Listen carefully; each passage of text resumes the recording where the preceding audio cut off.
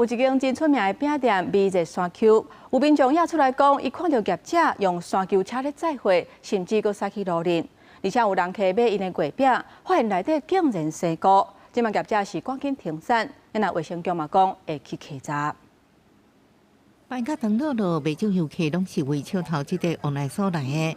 南投有名的糕仔业者，为这山区原本咧生产中秋月饼，毋过却传出有人客反映，摕到月饼有生菇的情形。因为足侪人留言人嘛拢讲，迄就是淡淡，就包装，才会造成生菇发霉。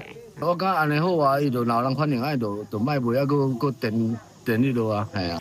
业者关键伫面册表示是新产品，生产线包装密封有问题，虽然是误发事件，毋过无法度短时间找到100%解决方案，所以决定停止生产，佮停止出货。除了因无条件退钱，业者是有促销订单，或者是换品项。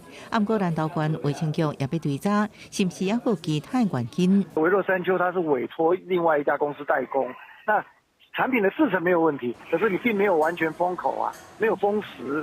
那它就造成它的这个等于说跟外界，你就东西放在外面久了，它会发霉啊。另外，伫八卦山顶块的门市，若到到日拢是人满，有民众看到业者用高尔夫球车来转接，有时阵驶伫139管道顶悬，影响真车通行。违者可依《道路交通管理处罚条例》第32条之一规定，最高可处新台币3600元罚款。警方表示，车辆应该合法领用牌照了后才能上路，若违规会依法开罚。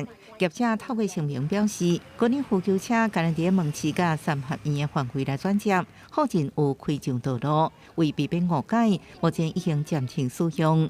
记者综合报道。